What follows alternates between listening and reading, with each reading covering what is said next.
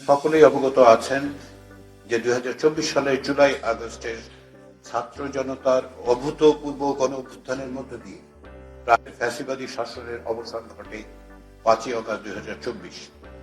শেখ হাসিনা পদত্যাগ করে পলায়ন করতে বাধ্য হন।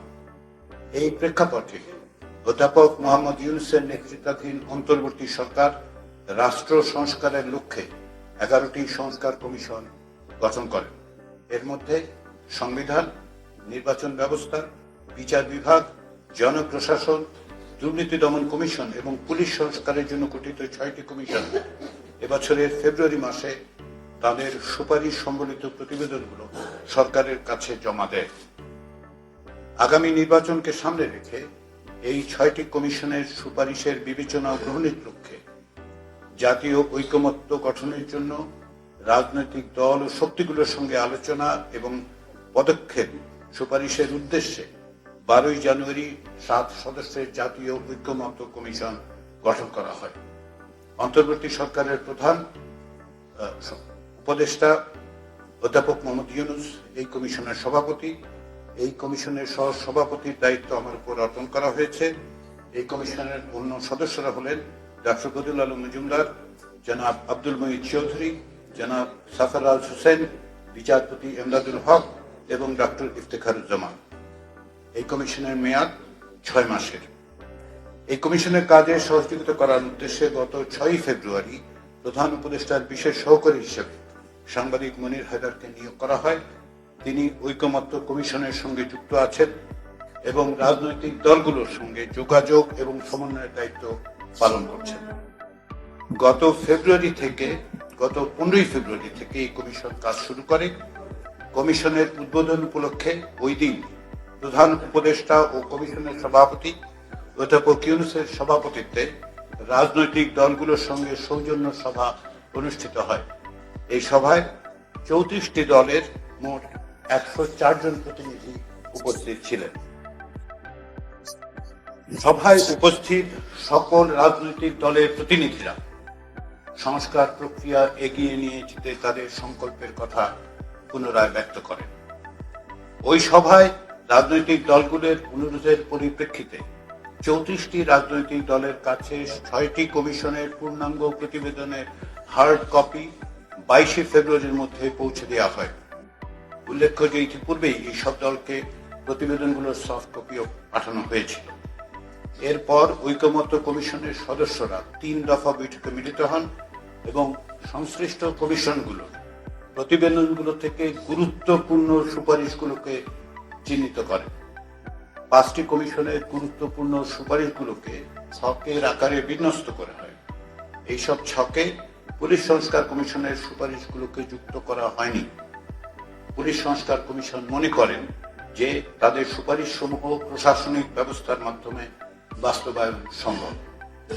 এই ছকসমূহ 6ই মার্চ 34টি রাজনৈতিক দল ও জোটের কাছে পৌঁছে দেওয়া হয়েছে।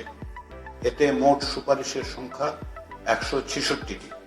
এর মধ্যে সংবিধান সংস্কার সংক্রান্ত সুপারিশ 70টি, নির্বাচন ব্যবস্থা সংস্কার বিষয়ে সুপারিশ 27টি, বিচার বিভাগ সংক্রান্ত সুপারিশ 23টি, জনপ্রশাসন সংক্রান্ত সুপারিশ 26টি এবং দুর্নীতি দমন কমিশন সংক্রান্ত সুপারিশ 20টি।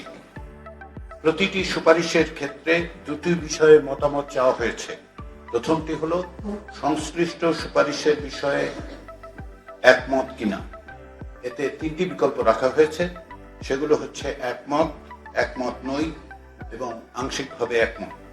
এই 3টি বিকল্পের যে কোনো একটিতে টিক চিহ্ন দিয়ে মতামত জানাতে রাজনৈতিক দলগুলোর প্রতি আমরা অনুরোধ জানিয়েছি। দ্বিতীয়টি হলো প্রতিটি সুপারিশের বিষয়ে সংস্কারের সময়কাল এবং বাস্তবায়নের উপায়। এক্ষেত্রে 6টি বিকল্প দেওয়া হয়েছে। সেগুলো হচ্ছে 1. নির্বাচনের আগে অধ্যাদেশের মাধ্যমে, 2. নির্বাচনের আগে গণভোটের মাধ্যমে, 3. নির্বাচনের সময় গণভোটের মাধ্যমে, 4. গণপরিষদের মাধ্যমে, 5. নির্বাচনের পরে সাংবিধানিক সংস্কারের মাধ্যমে এবং 6. গণপরিষদ এবং আইনসভা হিসেবে নির্বাচিত সংসদের মাধ্যমে। এসব ঘরে যে কোনো একটিতে টিক চিহ্ন দিয়ে মতামত দিতে অনুরোধ জানানো হয়েছে। এর বাইরে প্রতিটি সুপারিশের পাশে দলগুলোর মন্তব্য দেওয়ার একটি জায়গা রাখা হয়েছে। আমরা আশা করছি আগামী 13ই মার্চের মধ্যে রাজনৈতিক দল এবং জোটগুলো তাদের মতামত আমাদেরকে জানাবেন।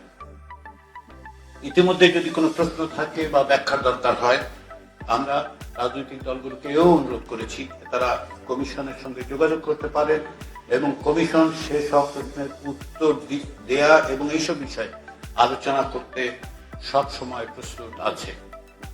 দলগুলোর কাছে তাদের মতামত প্রাপ্তি সাপেক্ষে আমরা দলগুলোর প্রতিনিধিদের সঙ্গে সরাসরি আলোচনা শুরু করব।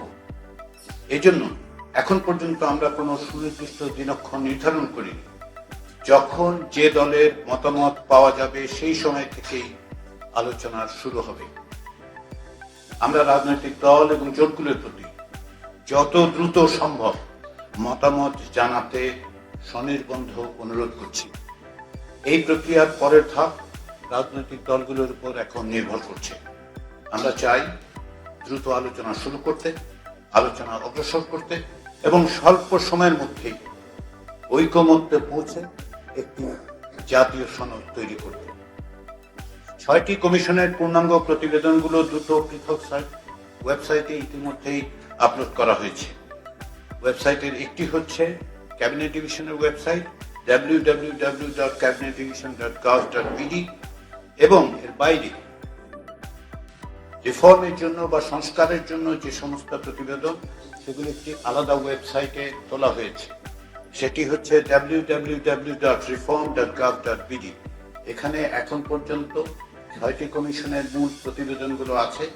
এর পাশাপাশি আমরা অন্যান্য যে সংস্কার কমিশনের যে সমস্ত প্রতিবেদন পরবর্তী সময় পাওয়া যাবে সেগুলো সেখানে আমরা যুক্ত করব।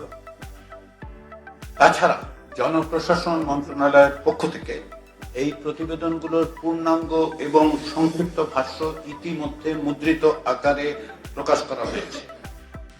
ইতিমধ্যে 3টি প্রতিবেদন প্রকাশিত হয়েছে, বাকিগুলো আগামী 2 দিনের মধ্যেই জনপ্রশাসন মন্ত্রণালয়ের পক্ষ থেকে প্রকাশ করা হবে বলে আমাদের জানানো হয়েছে। এগুলো সারা দেশে পাবলিক লাইব্রেরিগুলোতে পাঠানো হবে, বিশ্ববিদ্যালয়গুলোতে পাঠানো হবে এবং আমরা আশা করছি যে পাবলিক লাইব্রেরিতে এগুলো থাকার কারণে যে কোনো কেউ এগুলো সহজেই দেখতে পারবেন, পড়তে পারবেন। এই ওয়েবসাইটগুলোর অন্যতম উদ্দেশ্য হচ্ছে একই সঙ্গে জনগণের কাছে এবং আপনাদের কাছে অর্থাৎ গণমাধ্যমের মাধ্যমে সকলের কাছে এই সুনির্দিষ্ট সুস্পষ্ট সংস্কারগুলো উপস্থাপন করা, যাতে করে আপনারা এগুলো নিয়ে আলোচনা করতে পারেন এবং জনগণের দৃষ্টি আকর্ষণ করতে পারেন। আমরা আশা করছি যে বিভিন্নভাবে জনগণের মধ্যে, সাধারণ নাগরিকদের মধ্যে এই বিষয়ে আরো আলোচনা হবে এবং সেই লক্ষ্যেই এই সংস্কার কমিশনের পক্ষ থেকে এখন পর্যন্ত যে 6টি সংস্কার কমিশনের প্রতিবেদন পাওয়া গেছে সেগুলো আমরা আপলোড করেছি এবং আমরা যেটা বলেছি যে কোনো বিষয় আমরা যে কোনো অবস্থাতেই রাজনৈতিক দলগুলোর সাথে আলোচনা করতে আগ্রহী। আনুষ্ঠানিক এবং অনানুষ্ঠানিক প্রক্রিয়ার মধ্যে দিয়ে এই আলোচনা অগ্রসর হবে। রাজনৈতিক দলগুলোর মতামতের সুপারিশের ব্যাপারে রাজনৈতিক দলগুলোর মতামতের পাশাপাশি আমরা নাগরিকদের মতামত জানার জন্য খুব শিগগিরই ওয়েবসাইটের মাধ্যমে ব্যবস্থা করব। আমরা মনে করি যে কেবলমাত্র রাজনৈতিক দল নয়, এদেশের প্রত্যেকটি নাগরিকের এই অধিকার আছে যে এই সমস্ত সংস্কারের বিষয়ে তারা যেন সুস্পষ্ট মতামত দিতে পারে এবং এই বিষয়ে আমরা যত দ্রুত সম্ভব যখনই এই ওয়েবসাইটে এইগুলো আমরা সকলের জন্য উন্মুক্ত করব তখন আপনাদেরকে আমরা সংবাদ বিজ্ঞপ্তির মাধ্যমে জানাবো এবং আমরা আশা করছি, অনুরোধ করছি যে আপনারা যেন সেটি সকলের কাছে পৌঁছে দিতে পারেন। সংবিধান এবং রাষ্ট্রীয় বিভিন্ন প্রতিষ্ঠানের সংস্কারের লক্ষ্যে সংস্কার কমিশনগুলো তাদের কার্যক্রমে রাজনৈতিক দলগুলো, নাগরিক সমাজ এবং গণমাধ্যমের প্রভূত সহযোগিতা লাভ করেছে। এটি কেবলমাত্র আনুষ্ঠানিক বক্তব্য নয়, আমি আন্তরিকভাবে এটা বলতে পারি যে আমরা যখন যে 6টি কমিশন কাজ করেছি সেই 6টি কমিশন এবং বিশেষ করে সংবিধান সংস্কার কমিশনের দায়িত্ব পালন করার সময় আমরা যে প্রভূত সহযোগিতা পেয়েছি রাজনৈতিক দলগুলোর কাছ থেকে, নাগরিক সমাজের কাছ থেকে এবং বিশেষ করে আপনাদের কাছ থেকে, সেটার জন্য আমি আন্তরিকভাবে ওই কমিশনের প্রধান হিসেবে এবং জাতীয় ঐকমত্য কমিশনের পক্ষ থেকে আমি আন্তরিকভাবে ধন্যবাদ আপনাদের জানাই। আমরা মনে করি যে একইভাবে জাতীয় ঐকমত্য কমিশন তাদের কাছ থেকে, অর্থাৎ রাজনৈতিক দলগুলোর কাছ থেকে, নাগরিক সমাজের কাছ থেকে, আপনাদের কাছ থেকে এখন পর্যন্ত আমরা অভাবনীয় সহযোগিতা পেয়ে এসেছি, আপনাদের সমর্থন পেয়ে আসছি। আমরা আশা করছি যে আগামী দিনগুলোতে রাজনৈতিক দল, জনসমাজ এবং আপনাদের এই সহযোগিতা অব্যাহত থাকবে। আমি আবারও জাতীয় ঐকমত্য কমিশনের পক্ষ থেকে আজকের এই সাংবাদিক সম্মেলনে উপস্থিত থাকার জন্য আপনাদের আন্তরিক ধন্যবাদ জানাচ্ছি। যদি সুনির্দিষ্টভাবে কোনো বিশেষ কমিশনের ব্যাপারে আপনাদের প্রশ্ন থাকে, এখানে আমাদের সঙ্গে আমাদের তিনজন সহকর্মী উপস্থিত আছেন, তারা সেগুলির উত্তর দেওয়ার চেষ্টা করবেন। সবাইকে আবারও ধন্যবাদ।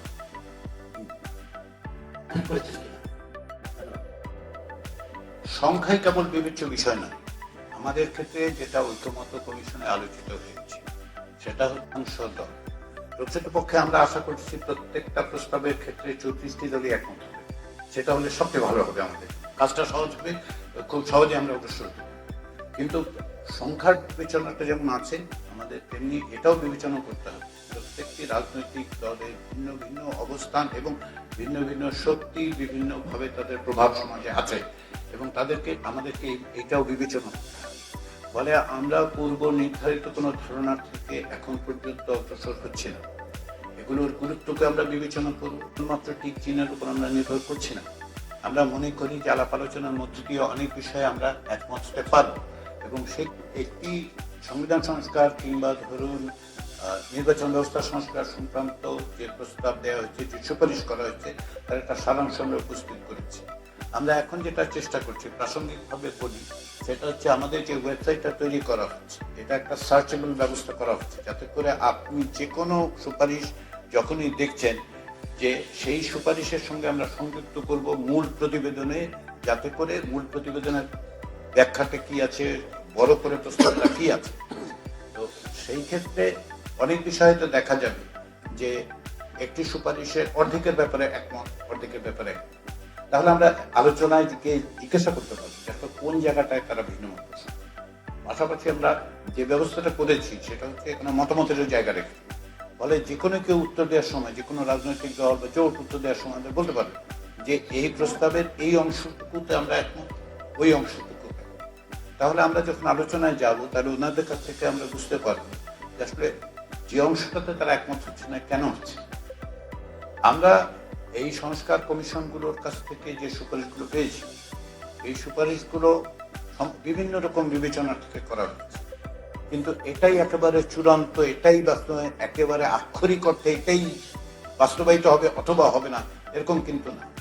আমরা আলোচনা করব, আলোচনার মধ্যে দিয়ে দেখব যে কোন কোন বিষয়ে আসলে সকলের মধ্যে এক ধরনের ঐকমত্য তৈরি করা যায় যতদূর সম্ভব। ফলে আপনার প্রশ্নের উত্তর হচ্ছে এগুলোর ভবিষ্যৎ হচ্ছে আলোচনার টেবিলে যাবে। কমিশনের নিয়োগের যেই প্রজ্ঞাপন, সেটা নিশ্চয়ই আপনি লক্ষ্য করেছেন। সেখানে বলা হয়েছে ফেব্রুয়ারি 15 তারিখের থেকে শুরু এবং 6 মাস আমাদের দায়িত্ব দেওয়া হয়েছে, যা আমার হিসাব অনুযায়ী 15 জুলাই শেষ হয়। তো তাহলে আমাদের 15 জুলাইয়ের মধ্যে এটা আমাদের সম্পাদন করতে হবে। এটা হচ্ছে আমাদের দেয়া নির্ধারিত সময়। ঐকমত্য কমিশনে আমরা যেটা আলোচনা করেছি সেটা হচ্ছে আমরা মনে করি, আমরা চাই, আমাদের আন্তরিক ইচ্ছা এবং আমাদের চেষ্টা হচ্ছে নির্ধারিত সময়ের মধ্যে এই দায়িত্ব, আমাদের উপর দায়িত্ব যেন আমরা পালন করতে পারি, সেই চেষ্টাটা করব। তবে একটু হালকা করে কথাটা বলি, সেটা হচ্ছে যে আগামীকাল যদি ধরুন 13 তারিখ সকল রাজনৈতিক দল আমাদেরকে লিখে পাঠা দিলেন, সব বিষয়ে তারা এক, তাহলে আমি নিশ্চিত করে আপনাকে বলতে পারি পরশু দিনই আমরা আমাদের কাজ শেষ করে ফেলব। ফলে নির্ভর করছে যে আমরা কতটা সময় লাগবে আলোচনা, একটা নির্ধারিত সময় আছে। আমাদের সঙ্গে এখন যোগ দিয়েছেন কমিশনের একজন সদস্য মহিত চৌধুরী ভাই। মহিত ভাই, আপনি একটু যদি পরিচয় দেন আপনার, এই মাইক্রোফোনটা একটু দিন।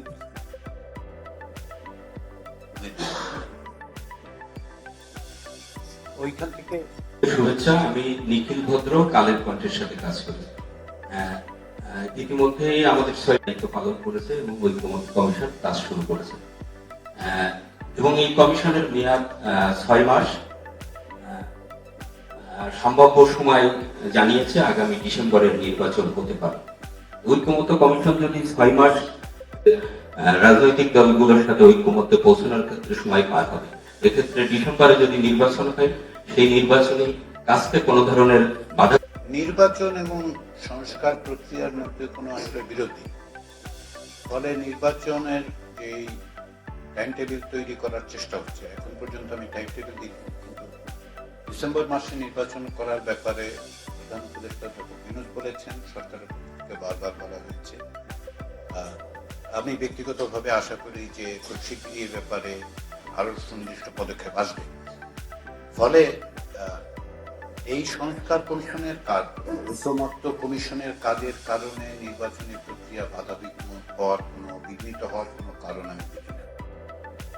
কারণ অনেকগুলো এই যে সংবিধানের থেকে শুরু করে বিচার বিভাগ সংক্রান্ত যে সমস্ত সুপারিশ দেওয়া হয়েছে, সেগুলো বাস্তবায়ন করা হবে কিভাবে সে বিষয়েও আসলে জানতে চাওয়া হয়েছে রাজনৈতিক দল। তো সেই ক্ষেত্রে যদি একটা পথ পদ্ধতি তৈরি হয়, সকলে একমত হন, অধিকাংশ একমত হন, একটা ঐক্যমত তৈরি হয়, সেই প্রক্রিয়ার মধ্যে অগ্রসর হবে। নির্বাচনের জন্য যে প্রস্তুতি, সেই প্রস্তুতি নির্বাচন কমিশন নেবে, সরকার নেবে। আমাদের দায়িত্ব হচ্ছে একটা ঐক্যমত তৈরি করার চেষ্টা। এক্ষেত্রে আমি একটা জিনিস বলি, যদি আপনারা অনুমতি দেন, সেটা হচ্ছে এই যে সংস্কারের প্রস্তাবগুলো, এই সংস্কারের প্রস্তাবগুলো 6টি কমিশন থেকে এখানে 4 বা 5টি কমিশন আছে। বিশেষ করে 6টি কমিশনের ক্ষেত্রে আমি বলতে পারি সেটা হচ্ছে, এটা কেবলমাত্র আগামীকালের বিষয় নয়। বাংলাদেশের রাষ্ট্র সংস্কারের প্রয়োজনটা দেখা দিয়েছে দীর্ঘদিন যাবৎ। তো বড় রকমের সুযোগ তৈরি হয়েছে, অনেক রক্তপাতের মধ্যে দিয়ে আমরা এই দেখেছি, এবং এটা আসলে একটা ভবিষ্যৎ বাংলাদেশ বিনির্মাণের একটা কাঠামো হিসেবে বিবেচনা করে। ফলে আগামীকাল নির্বাচনের বিবেচনার চেয়ে সবচেয়ে বড় বিবেচনা হচ্ছে যে বাংলাদেশ আগামী কোন পথে অগ্রসর হবে তার একটা দিক নির্দেশনা। যে কারণে রাজনৈতিক দলগুলো যারা ক্ষমতায় যাবেন, যারা ক্ষমতায় যাবেন, সকলেরই দায়ী। এটা নির্বাচনী ম্যানিফেস্টো নয়, এটা নির্বাচনের প্রতিশ্রুতি। এটা হচ্ছে আমরা বাংলাদেশের রাষ্ট্র সংস্কার করার জন্য যে প্রতিশ্রুতি, যে কমিটমেন্ট, সেই কমিটমেন্ট আমরা দেখতে চাই। জাতীয় সনদ যেটার বিবেচনা করা হচ্ছে, আমরা আশা করছি এই জাতীয় সনদ বাংলাদেশের ভবিষ্যৎ পথরেখা নির্দেশ করে। ফলে এটার সাথে অবিলম্বে নির্বাচনের কোনো বিরোধ আমরা দেখতে পাই না। এইখানে কি একজন প্রশ্ন উপস্থিত আছেন এন্ডার ভাই, যদি একটু পরিচয়টা দেন। মানে হচ্ছে যে অধ্যাদেশের মাধ্যমে করার আমরা এই যে অপশনগুলো চুজ করেছি, সেগুলো দুটো বিবেচনা। একটা হচ্ছে ইতিহাস, যে সমস্ত প্রক্রিয়ায় সংবিধানের সংশোধন করা হয়েছে অতীতে, সেটা আমরা বিবেচনা রেখে, পাশাপাশি রাজনৈতিক দলগুলোর পক্ষ এবং নাগরিক সমাজের পক্ষ থেকে যে সমস্ত প্রস্তাব আমাদের সামনে দেওয়া হয়েছে, সেটা সংবিধান সংস্কার কমিশনের ক্ষেত্রে অধিকাংশ ক্ষেত্রে এসছে, সেখানে এর বাইরেও এসছে, সেগুলোকে আমরা সন্নিবেশিত করার চেষ্টা করছি। অধ্যাদেশের মাধ্যমে সংবিধান সংস্কার করা যায়, এটা বাংলাদেশে হয়েছে। ফলে এটা সঠিক বেঠিক, আপনি একমত আমি দ্বিমত ইত্যাদি হতে পারে, কিন্তু বাংলাদেশে আসলে এটা অতীতে ঘটেছে যে একটি অধ্যাদেশের মাধ্যমে সংবিধানের সংশোধনী হয়েছে, যা পরবর্তী সময়ে জাতীয় সংশোধনী হিসেবে গৃহীত হয়েছে। ফলে এটা হয়েছে, এটা সম্ভব। কিন্তু সেটাই একমাত্র বিবেচনা আমাদের ছিল না, কারণ আমরা কোনো কিছুই এজেন্ডা সেট আমরা করছি না। আমরা যেটা করেছি সেটা হচ্ছে, আমরা সকলের কথা শুনেছি। রাজনীতিতে যে সমস্ত অপশনগুলো আলোচিত হচ্ছে, বিভিন্ন শক্তি, বিভিন্ন দল বলছেন এভাবে হতে পারে, ওভাবে হতে পারে, এভাবে না হতে পারে, প্রত্যেকের মত আছে। আমরা সেগুলোর মধ্যে থেকে এই বিকল্পগুলো রাজনৈতিক দলগুলোর সামনে হাজির করেছি। এখন ওনারা বলুন যে কোনটা পছন্দ করেন। সকলেই অকস্মাৎ একমত হবেন। আবারও বলি, আমি মাঝে মাঝে স্বপ্ন দেখি যে হবেন, হয়তো একদিন সকালবেলা উঠে আমি অফিসে এসে শুনবো যে সকলে পাঠিয়ে দিয়েছেন এবং সবাই সব বিষয়ে একমত হয়েছেন। তাতে করে যেটা হবে, আমরা ওই দিন রোজার মাস শেষ হলে আমরা সকলে মিলে একসঙ্গে চা খেতে পারবো। তো যাই হোক, কিন্তু এই অপশনগুলো যেটা অপশনগুলো অনেক সিরিয়াস, এই অপশনগুলো হচ্ছে এখন বাংলাদেশের রাজনীতিতে রাজনৈতিক দল এবং শক্তিগুলো যে সমস্ত বিকল্পের কথা বিভিন্নভাবে বলছেন, আমরা সেগুলো শুনছি।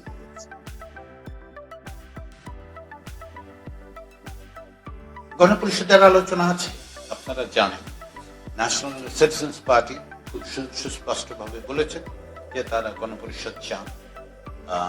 এর বাইরেও অনেক রাজনৈতিক শক্তি আছে, রাজনৈতিক দল গণপরিষদ অতীতেও বলেছে। কেবলমাত্র 5ই অগাস্ট পরবর্তী পরিস্থিতিতে নয়, বাংলাদেশের দীর্ঘদিন যাবৎ যারা সংবিধান নিয়ে আলোচনা করে, রাষ্ট্র সংস্কারের কথা বলে, তারা কিন্তু দীর্ঘদিন যাবৎ গণপরিষদের মাধ্যমে নতুন সংবিধান প্রণয়নের কথা বলেছে। আবারও বলি, ঐকমত্য কমিশনের কোনো অবস্থান নেই। আমরা বিবেচনা করেছি যে এই প্রস্তাবগুলো আছে, এই প্রস্তাবগুলো আমরা সকলের সামনে উপস্থিত করি, রাজনৈতিক দলগুলো তাদের মতামত দিন, তারপরে আমরা আমরা আলাপ আলোচনার মধ্যে দিয়ে অগ্রসর। স্যার, আমার আব্দুল্লাহ মামুন। মনে হয় আমি বলার সময় হয় আমার বলার ক্ষেত্রে একটু ত্রুটি হয়েছে, অথবা বোধহয় সুস্পষ্ট করে বলতে পারি। আমি কিন্তু এটা বলিনি যে অধিকাংশ দল একমত, এটা আমি আবারও বলি। সংখ্যাই একমাত্র বিবেচ্য বিষয় নয়, কিন্তু সংখ্যা অবশ্যই করি। ফলে আমাদেরকে দুটো বিষয়ই বিবেচনায় রাখতে হবে, ঐকমত্য কমিশন। আর দ্বিতীয় যেটা, কেবলমাত্র সংখ্যা দিয়ে 1, 2, 3, 4, 5 দিয়ে হবে না, এটা আলোচনার বিষয়। ফলে আলাপ আলোচনার মধ্য দিয়ে আমাদেরকে একটা জায়গায় আসতে হবে। সেই জায়গাটা আমরা নির্ধারণ করেছি যে আমরা দেখতে চাই একটা জাতীয় সনদ তৈরি, যে জাতীয় সনদ এখনকার যে কাঠামো, সেই কাঠামোর পরিবর্তনের জন্য সহায়ক হবে, পাশাপাশি একটা ভবিষ্যৎ বাংলাদেশ নির্মাণের একটা পথরেখা তৈরি। ফলে সংখ্যাটাই একমাত্র বিবেচ্য নয়, আবার গুরুত্বটা বিবেচ্য। আবার কেবল গুরুত্ব সংখ্যা একেবারেই অকিঞ্চিত কর, আমরা সব সেটা বলছি যে এটাকে গুরুত্ব দেওয়া হবে, ওটাকে গুরুত্ব দেওয়া হবে। নাগরিকদের মতামত অবশ্যই প্রয়োজন, কেননা শেষ পর্যন্ত সবচেয়ে বড় স্টেক হোল্ডার হচ্ছে নাগরিকরা। রাজনৈতিক দলগুলো নাগরিকদের প্রতিনিধিত্ব করেন, কিন্তু সকল নাগরিকের প্রতিনিধিত্ব রাজনৈতিক দল করে না, কারণ সকলেই তো রাজনীতির দলে যুক্ত নই। তাহলে তাদের গুরুত্বটা, মতামতটা আমরা বিবেচনা করতেই হবে, কারণ তারা জনগণ, নাগরিক, বাংলাদেশের তাদের যে অধিকার, সেই অধিকারকে আমাদের অবশ্যই সমুন্নত রাখতে হবে। ফলে আমরা সবগুলোই বিবেচনায়, কিন্তু সাংগঠনিকভাবে রাজনৈতিক দলগুলো যুক্ত থাকে, তাদের মোবিলাইজেশনাল ক্যাপাসিটি আছে, তারা নির্বাচনে অংশগ্রহণ করে, তারা জনগণের কাছে ম্যান্ডেটের জন্য চান, তাই তো? ফলে তাদের বক্তব্যটা শোনা দরকার। আরেকটা বিষয় কিন্তু বলি, আমি এটা সংবিধান সংস্কার কমিশনের প্রধান হিসেবে আমাদের প্রক্রিয়ার বিবেচনা থেকে বলছি। সেটা হচ্ছে, আমরা কিন্তু সিভিল সোসাইটি অর্গানাইজেশন, পেশাজীবী সংগঠন, সাধারণ নাগরিকদের মতামত ওয়েবসাইটের মাধ্যমে এবং এই মতামতগুলো নেওয়া হয়েছে। সিভিল সোসাইটির যারা এসছেন তাদের সঙ্গে আমরা কথাবার্তা বলেছি, কিন্তু রাজনৈতিক দলগুলোর কাছে আমরা লিখিত মতামত চেয়েছিলাম, যেটা ইতিমধ্যেই আমরা প্রকাশ করেছি। আপনি সংবিধান সংস্কার কমিশনের যে প্রতিবেদন 5 ভলিউমের, তার 5ম ভলিউম, যেটা 5ম খণ্ডে রাজনৈতিক দলগুলো মতামত কিন্তু আছে, ওনারা কিন্তু ইতিমধ্যে বলেছেন ওনারা তাই চান। তো ফলে সকলের এক অর্থে সিভিল সোসাইটির একটা জনগণের একটা বড় মতামতের তৈরি করেছে। আমরা সংবিধানের ক্ষেত্রে আমি বুঝতে পারি যে প্রধানত সংবিধান নিয়ে সকলের একটু উদ্বেগ, আশঙ্কা, আগ্রহটা আছে, নির্বাচন ব্যবস্থা নিয়েও থাকা দরকার, অন্যগুলি নিয়েও থাকা দরকার। তো সেই ক্ষেত্রে যদি সংখ্যার দিক থেকে দেখেন, আমরা সংবিধান সংস্কারের জন্য 1 লাখের বেশি নাগরিকের সরাসরি আমরা নিয়েছি। সে জায়গায় রাজনৈতিক দলের তো 34টা রাজনৈতিক দলের মতামত বা 36টা রাজনৈতিক দলের মতামত। ফলে কোনো হায়ারার্কি নেই, সবগুলি বিবেচনা করি, প্রত্যেকেই স্টেক অঙ্কিত। আমরা একটা ভবিষ্যৎ নির্মাণের পথরেখা তৈরি করতে চাচ্ছি, সকলকে নিয়ে আমরা একটা প্রস্তাব দিয়েছি। রাজনৈতিক শক্তি, রাজনৈতিক দল, খেয়াল করুন আমি বারবার আমরা বলি রাজনৈতিক দল এবং শক্তি। রাজনৈতিক শক্তি সবসময় যে সাংগঠনিকভাবে রাজনৈতিক দল হবে তারও কোনো নির্ভর। স্যার আমি তামিম আজকের পত্রিকা। এই প্রস্তাবগুলো প্রত্যেকটা কমিশনের পক্ষ থেকে যখন দেয়া হয়েছে, ব্যাপক আলাপ আলোচনা হয়েছে, মত বিনিময় হয়েছে, কমিশনগুলো তাদের বিচার বিবেচনার প্রস্তাব দিয়েছে, সুনির্দিষ্ট প্রস্তাব, সেগুলোর বিষয়ে সকলে যে একমত হয়েছে তা না।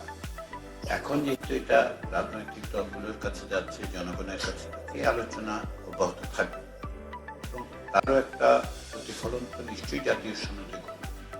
আলাদা করে জাতীয় ঐকমত্য কমিশন আনুষ্ঠানিকভাবে রাজনৈতিক দলগুলোর বাইরে এই মুহূর্তে আলোচনা করার কথা বিবেচনা করছেন না, কিন্তু জাতীয় সনদ তৈরি করতে গেলে এই বিবেচনাগুলো অবশ্যম্ভাবীভাবেই কমিশনের সদস্যদের বিবেচনার মধ্যে থাকবে। সেটা তো আমরা তো এই সমাজে বাস করি, এই রাজনৈতিক প্রেক্ষাপটে থাকি, এই জনসমাজের সঙ্গে আমাদের আমরা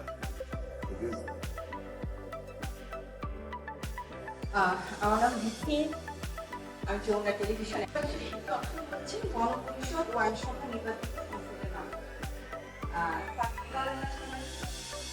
সেক্ষেত্রে স্যার গণপরিষদ নির্বাচনে জাতীয়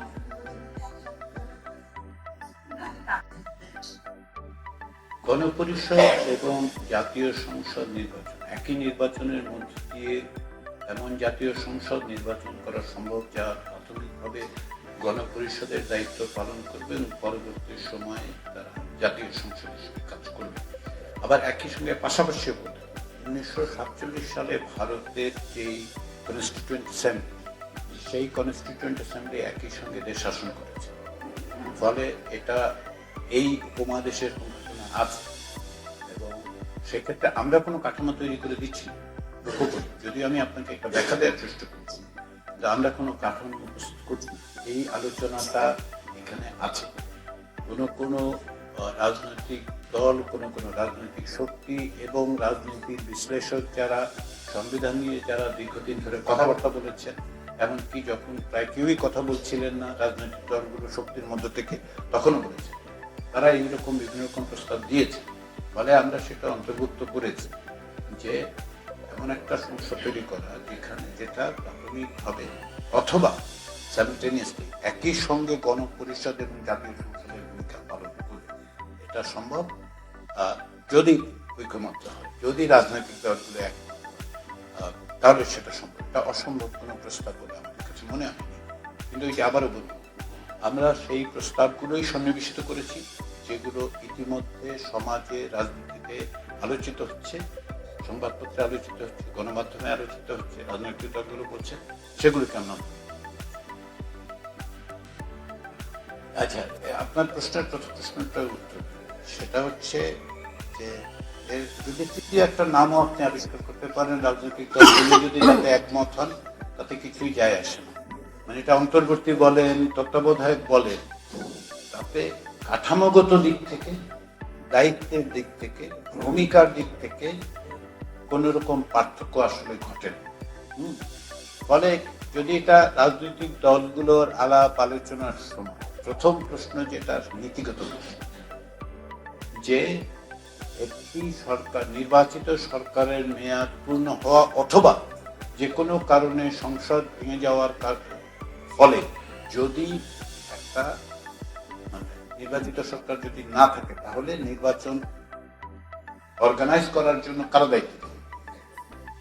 সংবিধান সংস্কার কমিশন এবং নির্বাচন ব্যবস্থা সংস্কার কমিশনের পক্ষ থেকে সুস্পষ্ট প্রস্তাব, নীতিগত প্রস্তাব, সে সময় একটা ইন্টেরিম গভর্নমেন্ট করা। ইন্টেরিম গভর্নমেন্ট, সেটাকে সংবিধান সংস্কার কমিশন বলেছে অন্তর্বর্তী, নির্বাচন ব্যবস্থা সংস্কার কমিশন বলেছে তত্ত্বাবধায়ক।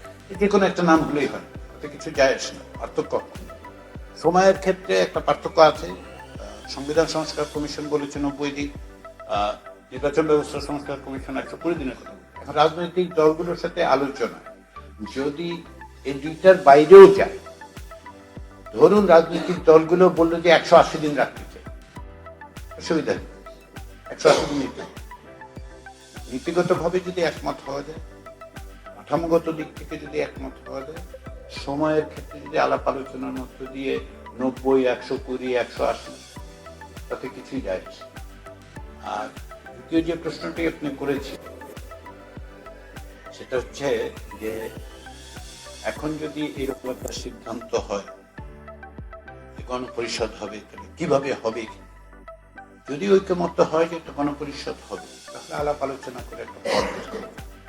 প্রথমে আমাদের সিদ্ধান্ত নিতে হবে যে এই যে 6টা অপশনের মধ্যে কোন অপশনটার ব্যাপারে একটা ঐক্যমত্য তৈরি করা গেলে তারপরে তার প্রক্রিয়া বের করা খুব কঠিন কাজ হবে। নীতিগতভাবে একমত হওয়াটা হচ্ছে প্রথম, প্রধান এবং জরুরি কাজ। সেই বিবেচনার থেকে প্রস্তাবগুলো আছে। যদি অধিকাংশ এই অর্থে যে ঐক্যমত্যের প্রশ্নে যদি এই জায়গায় আসা যায়, তাহলে একটা পথ পদ্ধতি বের করা যায়।